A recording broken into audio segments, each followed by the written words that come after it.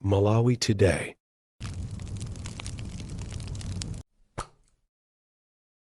Nkhani zodabwitsa zozizilitsa nkhongono zonsezi mu programu ya Zilipati pa Mwezi FM. Takhalani pomwepo. Mayi Stivelia Kantedza azaka 30 ochokera m'mudzi mwa Jemusi TN Samala ku Balaka akufuna kuti adziwe za nkhani yawo ya mwana wamwamuna yemwe anatengedwa kupita kunja, chizungu amati adoption, chimodzimodzi ngati mene zinachitikira za Madonna ndi David komanso Mese. Kungoti nkhaniyi ndiyosiyana pa magawo ena. Iyi ndi ndime yachiwiri ya nkhaniyi. Ndine mkonzi komanso mulutsi wa programu ya Zilipati pano pa Midge FM, Nicholas Mbonera. Panopa akukhala ku Chiromoni kwa Nthukwa tiye kuntaja muzinda wa Blantyre. Tikupitirira ndi nkhaniyi motere. Kenako nzungu atenga mwana apo tana analipo awiri natenganso wina uja nakamusiya. Masidwe ake analonera kuti suti nachita bwino iyayi. Kunaino kupsya mtima. Mene muzungu atenga mwana anangotha miyezi 6 mwana uja anakhala bwino thanzi. Kunyanchira kusekuja kubalala. Kenako anandiyimbira foni. Uzipemphera kwambiri. Mwana amadika kuti apangidwe operation chotupa chake chapa chimene chimanchitikira chija. Ndipo panopa chotupacho timapita nayo chipata kuti akampanga operation ndi mwana ngono sizinakakhala bwino. Koma chisomo changoyenda chozizwa mulungu wangopeza nozoti chotupa chija dokotala kutsimikiza kuti chotupa chija palibepo changosowa chokha. Amayankhula ndi ndani? Amayankhula ndaja mno amene napasira mwana aja uyiwaja. Amene ngozo machula maina awo. Zina lawo nali Mailimbani. Kenako Mailimbani ino ndi amene amandizono zoti chotupa changosowa mwana amafuna akampanga operation ndizipemphera kwambiri mulungu apanga chozizwa chotupa chija chasowa. Ine ndinango anka ndizipemphera amene monso sakuzwa solo kodi akati kupemphera zimakhala bwanji. Ninkangoyenda basi mchimbulimbuli. Koma ine nazo zoti mulungu akuita zodabwitsa ngakhale ndili moyo olowerera mulungu amatikonda basi. Kenako ndinakhala pamene ankandimbira foni kuti mubweretu tizakambirane zungu jafuna atenge mwana azipita kunja ndi agogo ake. Akamuona agogo wake kunja. Ndiro kunja ndentapita nduzo zoti mukasaini mafailo adoption. Ndikuti mukati adoption mutanthauza kuti chani. Ndi pamene ino anthu ajanka nozoti tikati adoption ndikuti mwana ipo pangopita kai kunja kwakachize ndi mayi yake kena kwabweraso. Ndi ananditumiza ku office ina yake yoti ineso deni dzana ndinanka ndikandisaka kuti ndinali office tisinaiveze koma mu office memo nakapeza mu zibambo amene yoyo ndi amene no anandiuza nozo ndisaine mafailo. Ndeni namuzo nozoti ndambosula ndi mukati adoption ndi chani pamene akanazoti tikati adoption ana amatengedwa kuchoka kuno ku Malawi kupita maiko akunja azungu. Akakhala azungu abwino ana makalira, akakhala azungu oyipa ena amakapanga chipongwe anawo. Ndeni nazoti ine sindisaine fiko chimene kuchuka nchitikira mwana wanga sindikuchiziwa. Ndinatuka mu office Yesu asakuyembekeza zoti nditulukamo ndagwira kale choyembera kuti ndiyambe kusaina ndinatulukamo ndikuthawa. Nditathawa nembidwa foni. Iwe ndiwe ndani kuti ukapeza zoti sunapange zimene ndakuuza Mailimbani aja. Ndingakuita nikuti ukasene mafailo wendi kukana. Okay chabwino. Kena kuzitengika chonjija nakana. Ndi anapeza nozoti ananditanisa tabwero zamone mwana wako abwera. Ndi ndinapita ku office uja. Nakapeza so apolisi amwe uja. Waku polisi amandipanga chipongo anthu aja ali mu office momwe moso. Alinenga pampando. Ndi ndangozoti andamangidwa apo to apo. Kena kupamena ngati yeni mwana mukamonera namiwawa. Ngali muli nakatira ku polisi achilomoni kunditsikira. Ati nne ndikhale silence. Ndisamankhula zoti mwana anga anasowa. Nde mama kuti acha ndagona musero apolisi ananditana pabwalo ndithu padzuwa pote nthabwino nkumandifunsa mafunso. Kumauzidwa na kuti takuitana panopa ndipo aja akumangisa chongono zoti ukhale chiti bankhani ya mwana wako usamanenenene kuti anapita. Anatengedwa ndi zungu. Ndi nazo zoti inu uniform yanu imene mwavalayo ntchito yake ndi chani. Mese ntchito yake ndikutetezera kuti ngati anakubedwa Malawi munopita maiko akunja mopanda ndondomeko mudzitetezera. Ndi inu yomwe moti muime kumbali yanga kunditetezera. Mukundimanga kundikhazika musero chongoti anthu ena ake achipongwe mukufuna nuna kuti iwo mukhale mbali yawo mwapope apange zimene akufuna pa mwana wanga mopanda ndondomeko yoyenerera. Ndi ine sindisaina mafailo inu mwandimanga suti ndikuopa uniform iyayi. Sindikuopa so mtima anoipa umene mwatsanzira azinzano ndichita chipongwe ayi. Ine ndikufuna munthu oyimanane pa chilungamo kuti mpaka na chilungamo chioneke ndipo sindisaine foti mwandimanga. Ndi apolisi aja nazo zoti bwino anayimbira foni akukula mtima atu sakufuna bekumva anazoti ntulusenyi. 2014 imeneyo 2014 ndi pamene ananditulusa apa pamene no zinachitika zimene tangoduka umene kundende ndikupangidwa zinthu ngati zimenezo zitachitika zimenezi mwana mmodzi wa mkazi uja kunali anali asanampezere malo amanguti timpezerabe malo ndene ntapfa zoti mwana wanga uja ampangisa adoption koma mwachinyengo ndene nazo zoti process imene analemba ajaji kuti musamalana analipo awiri ndi apa mwanditengera mmodzi sindikuziwa kumene mukupita naye mmalizeniso ni winayo muntengeso winayuso ifika ndikamamuona winayo ndizikumbukira zanzake uja mwantenga uja nde mutengeso winayo nde njira imene napanga ndinangonyamuka kupita social fair kungati ndikukacheza nawo anthu aja ngati zabwinobwino ngati kuti palibe sodani noliwosi nanguti ndikubwera kandi kagule chipisi omwewo sindinabwerereso ndi anandimbira foni iwe wadzatisira mwana bwanji nazozwe amene ali ndi mphwake akamadzabwera ameneyo ndidzafunanso mphwake uja kena kuno pamene nanampezera mwana ameneyo kumakikalezi ku orphanage kumene amakhala panadusa 2014 mpaka na 2017 nthawi imene sinazozota nawo akasiya kuti zinangoti nde inali chiona kuti mukavomeza kuti mwana wanu anapita wakunja uja ndi pamene no zinapezerana kuti mwanayo anaono anakasiya wina ku orphanage yakumakikalezi kumalawi konkuno wina ayo nomene mono apangidwa adoption nde inali no ngati no akunduza no zochita na kuti inuyo mukavomeza kuti mwana wanu anapita musamakambekambe kwa anthu kuti mwana wanu tampangisa adoption muti palamulisa mukhale chete mukasankhokhala chete mwana amene takamsiya kumakikalezi wamkazi tizakubwezerani tikazono zoti inuyo muli fiti kukhala ndi thandizo lokwanira mwana wanu kumakhala naye ndi nazo zoti okay chabwino ndavomera kukhala chete koma pasi pa mtima ndizo zoti singakhale chete kuyiwala mwana wanga ndi ndikapita ku office kwawo ndimangoza ndabodzaona nkhani ndikudzafufuza nkhani ya mwana wamkazi mufuna titani mundilembere failo mpite nkamuone kena kuno inaino 2017 pamene nanamba ndiyembera mafailo kuziwa ni kumene kunali mwana wamkazi ndi napita kumene kuja kumakamuona mwana mati kuyani kumene amasungako ndikumakikalezi chakuchikileka ndi napita makamuona mwana kenako namba kwavulisa anthu aja kuti paja munandu zonso ti ndisamakambekambe za uja munapangisa adoption uja ndi munane kuti ndizikamba za uyu muzandibwezera ndi ndikufuna mwana wanga mkazi mundibwezere endesani ndondomeko kuti mwana wanga mundibwezere anthu ajano anana kuti okay chabwino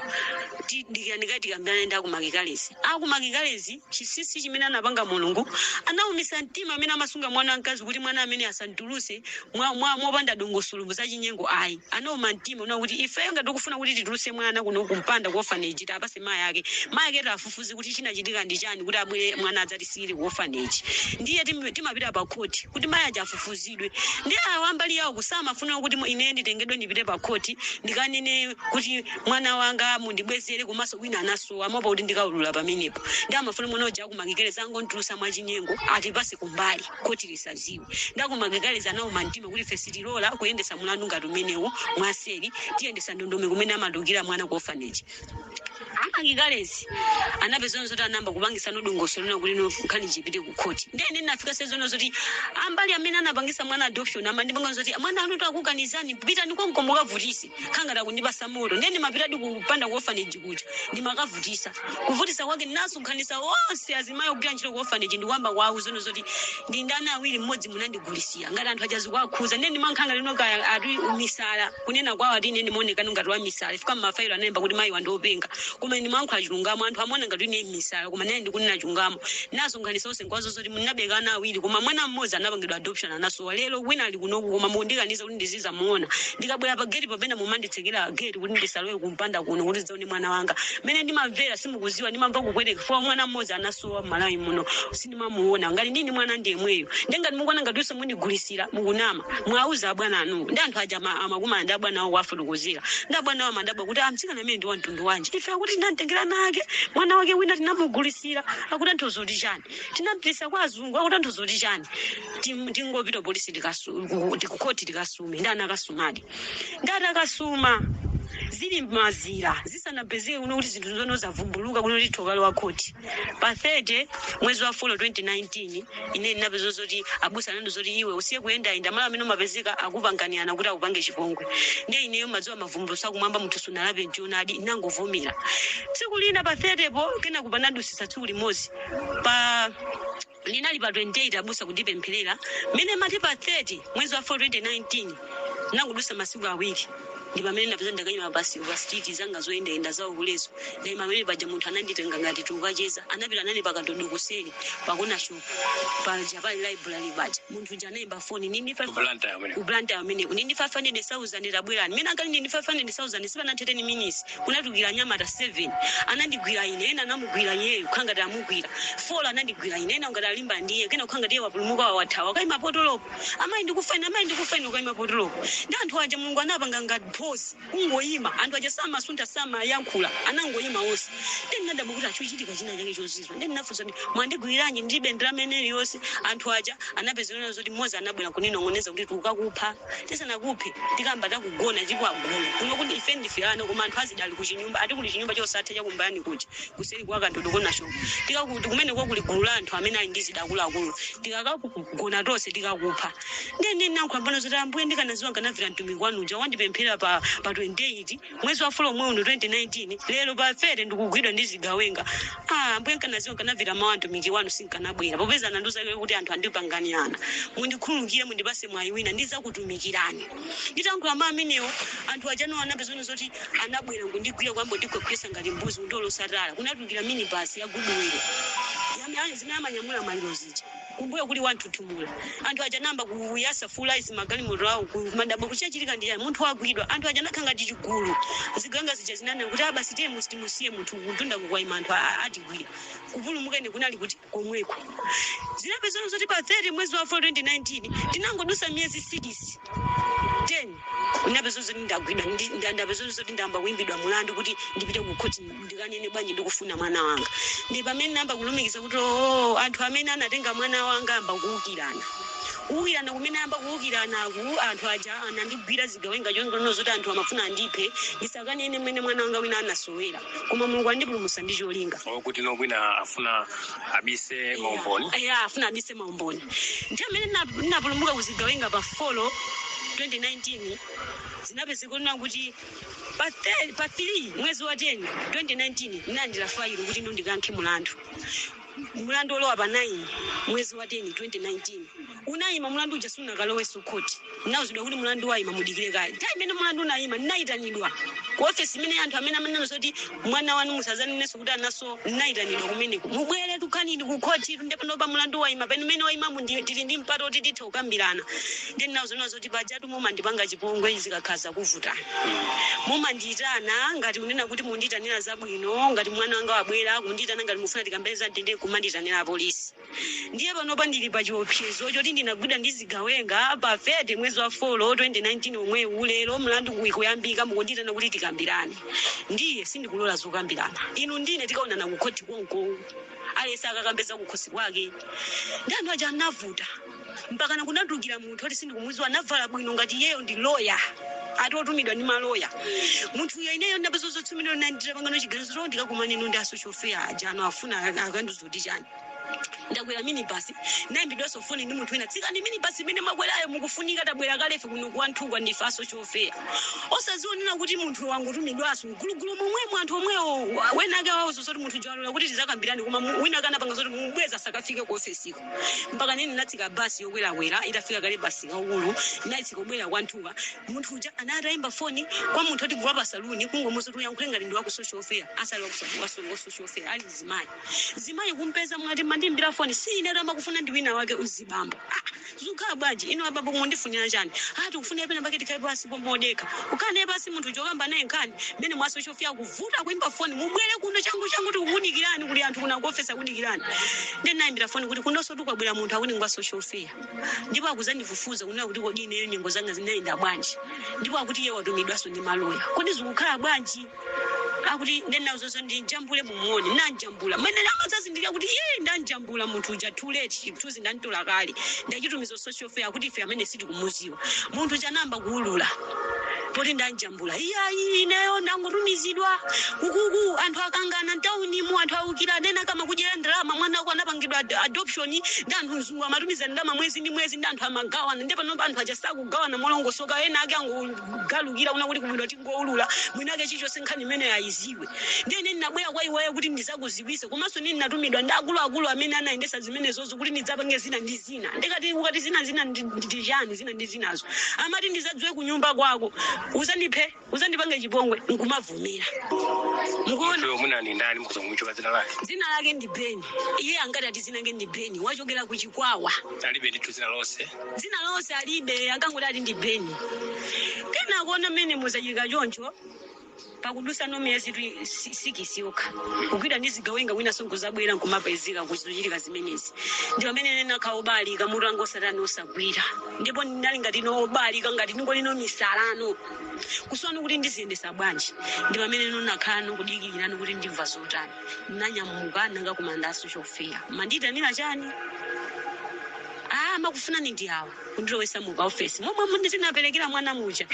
Inu mwandifunira chani? Ati kutenga kapepala ndikope atazilemba statement. Kodi mulindana ngati ndikamazime mundizifusana pa muzilemba mulindana ngati ndendo ndinana awiri. Iyayi usamatwendana awiri usinasoto ndi mwana mmodzi ukati palamulisa ku court ndinamukira ndati iwe kuti ukabwere pano kumanduzo ndizenuzo ndi mwana mmodzi iweso lingulolo pangisa mwana nga adoption. Mwafe munsimweke momuno mpando wake uno ndakhala uno umene kunuzuzo ndisamane kuti ndinana awiri ndiomwe uno umene nauzidwa kuti ndiwale za mwana wanga sinzamuonaso ndipo ndikamanena kuti nkamakani zina zoti azinimzinena kuti ndini mwana mmodzi. Iweso kunduzo zoti ndilembese statement yoti ukapereke ku court yona zoti ndini mwana mmodzi samane kuti ndana awiri. Chipepala chako chiulembe chitanchicho simene ndikukuza papa cha chilungamo chimene neyo naberekana awiri anatuka mmemba mwangamo ulembe pamenepo. Munthu janasiya kulemba pompo komena zoti basi sizikundikhuza zoti mwana anachoka mmalo muno mosazika bwino sizikundikhuza ngani namuzozikukukhuza chifukwa chanu undita nini kumanduzo zoti ndizina kuti ndini mwana mmodzi. Ndi anapezo zoti anasiya kulemba amene anali Mr. Mlangali atasiya kulemba Alibe ndithu lonse. amenewo Mwakwisa chito kuti Mlangali zinazo ngati kupitiriza maina kunde kuti zili mafailo. Kena kuona atatero iwo aja atakana nokuti alembe mafailo awo azaboza ntakanira kuti zina ndini mwana mmodzi. Nkhani ino inakalwa no court pa 17 mwezi wa 10 2019 pa court pono pamene nakumana no nda magistrate nakumana ndo ndambali ofuna kuti mwana asandibwezere amene amana zoti tikufuna chilungamo chiyende cha mwana kuti mpaka na ndondomeko yende amene wosudena woko ndi maloya awo. Ine nalibe loya then nafotokoza monse mene ndafotokozera ndi oweruza nazo zoti umboni wachiyo semene ndankhula chimene anandimangira 2012 oweruza wake zili mafailo ndipo ndondomeko ananena kuti anakatengedwa ndi mabungu sadzatuluka Malawi muno. Ndizo zonse ndizomwe ndikudandalazi zili menemu kodi kukhala amakhala choncho kodi ineyo ndine Malawi kapena ndinongobwera kodi kukhala amakhala choncho kodi nana ngadzipita choncho. Ndikudandaula kuti mwana nga mmodzi kulibe ndi ndikudandaula kuti mwana mmodzi ali ku orphanage koma zikuvuta kuti atuluke andilembera mafailo na kuti ndinopenga wamisala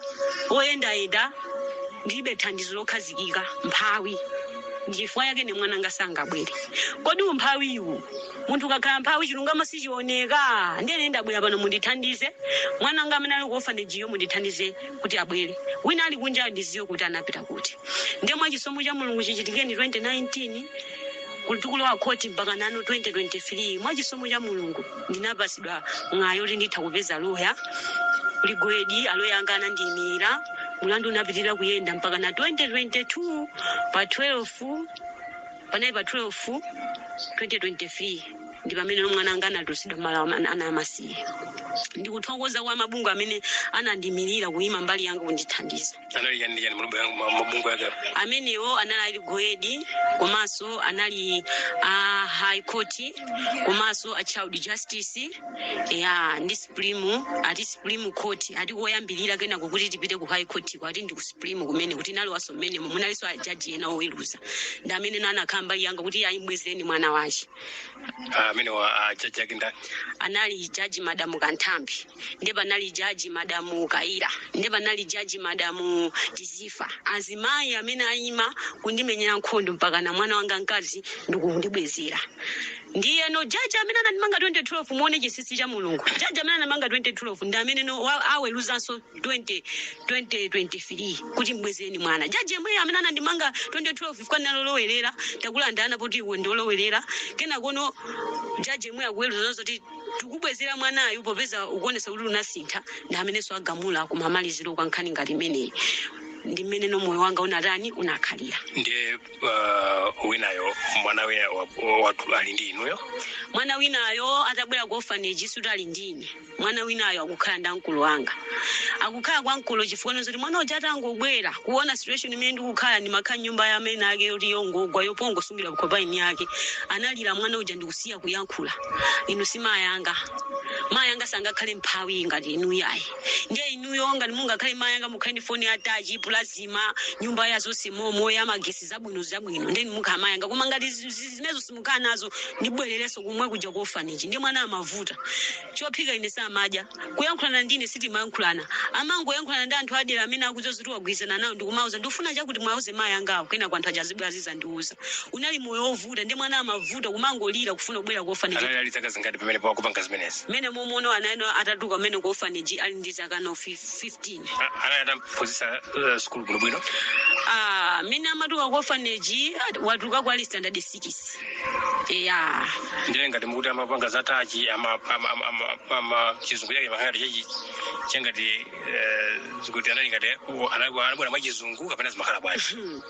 sikubadwa mwa chizungu komano zijazona kuti no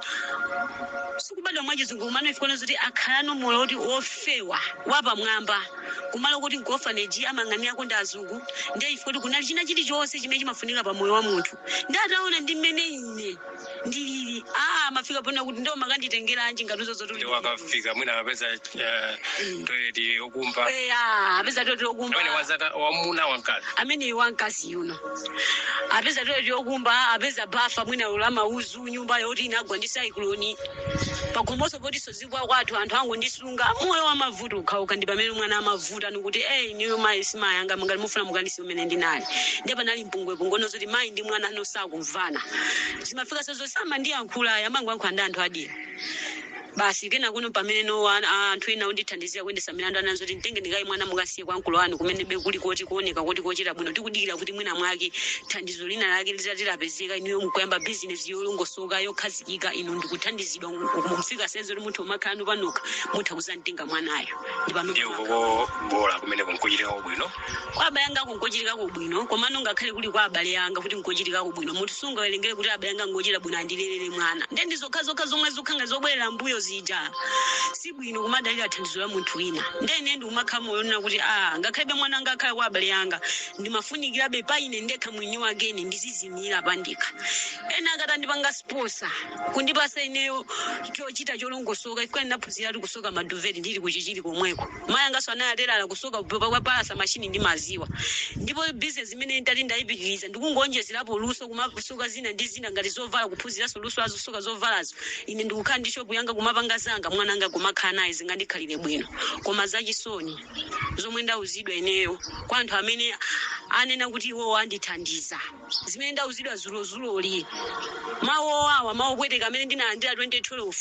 kuti iwe ndiwe mphawi ulibe china chilichonse pebe chimene ungapange ife tili pa mipando tikulamulira tipanga adoption mwana wako azipita zulo nditapita ukafunsa ndinauzidwa ku ofesi yomwe ya social fair ndinakafunsa ili mplanta yathu tikafika pa khoti akalikali pa malobosi side inayo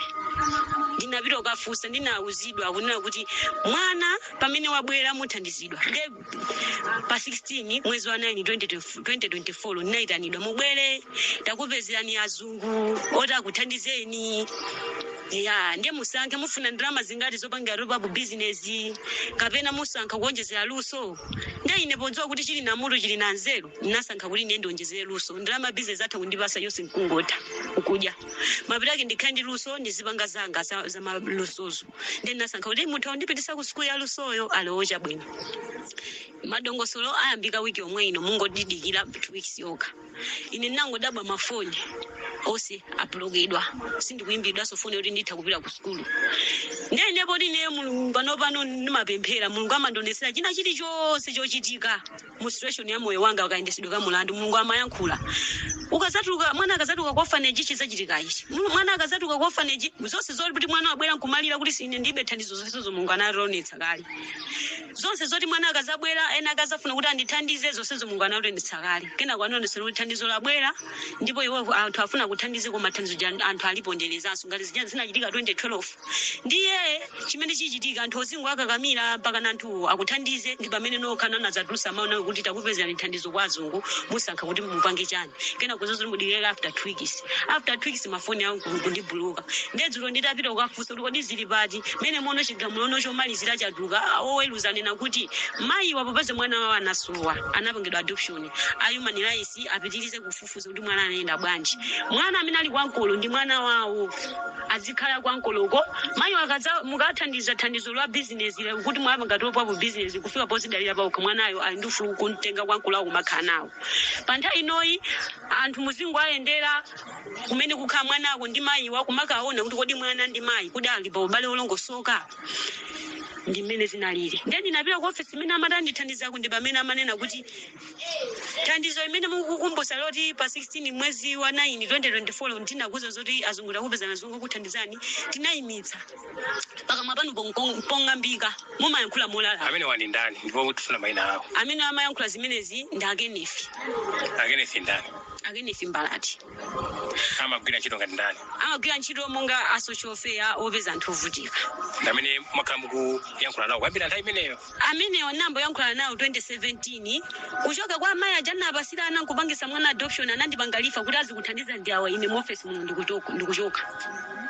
ndi awa wano ndi amene amanduzono kuti no tinakupezana azungota kuthandizeni koma thandizo taliyimise kuti pakamwa pano pompong'ambika mmayankhula molalata anayankhula choncho ndithu anayankhula choncho ndiye nawozonso kuti kung'ambika uko pakamwa pangapa pang'ambika mwa mtundu wanji ali mmayankhula chani mayilimbani ajana apangisa adoption mwana aja ndiye nawozonso kuti ine ndimafunsa za mwana wanga kuti anayenda bwanji kuti mwana wanga anayenda bwanji munampangisa adoption kuti mwana wanga ali kuti zimene ndimafunsa ine ndiziti ndi zimenezo ndelero pakamwa panga pasanduka pong'ambika ifukoti ndikufunsa za mwana wanga amene anayendera akuti mmayankhula molalata ndifukoti mmayankhula molalata ife ndi amene tili mu office muno anthu onse akabwera kuti afuna yambothandiza anthu ovutika timalandira ndife ndefe tinakuchosani mu ndandanda oti muthandizidwe ifukoti mmayankhula molalata ndinawo zono zoti sindiyankhula molalata simunandichose mu ndandanda oti ndithandizidwe thandizo imene mumati mwandipemphera kwa azungu simunandichose mu ndandanda oti ineyo ndithandizidwe chifukwa inu ndine pali udani unena kuti ndikamakamba zoti mwana wanga uja ali kuti mumuona ngati ndikulalata komene ndimakhala ndikumva kuwawa pasi pa mtima panga kandi ndimankhula mawu ena onjezera muzidziwa zoti kubereka kwa kupweteka kwanga ndimamva kuwawa ndinkani ndimapeza zoti ndikukuyankhulani ndiye musamatenge ngati mawu kuti ndikulalata koma ndimakhala ndikunena chilungamo chokhachokha ndiye ngati mwandichose muthandizo line sindingathandizidwe kusuza zoti sindithandizidwanso chifukoti ndimankhula molalata kukumbusa za mwana wanga amene anasowera ndi pamene amene zoti iyayi imeneyo inali penso timafuna kuti tikakuza zoti tifuna tikuthandizeni musanene kwa wina aliyense kuti tifuna tikuthandizeni zinali ndine then nawo zino zoti ngati zinali zinthu zobisa sizachilungamo koma zingakhala zinthu zapambalambanda zimakhala zachilungamo ndiye kusonza kuti ineyo nopoti ndine mphawi mwanena kuti ananena kuti inu ndino amphawi ovutika sinu nokha m'malawi muno enanso alipo amene ali ovutika ndi amene tikuwathandiza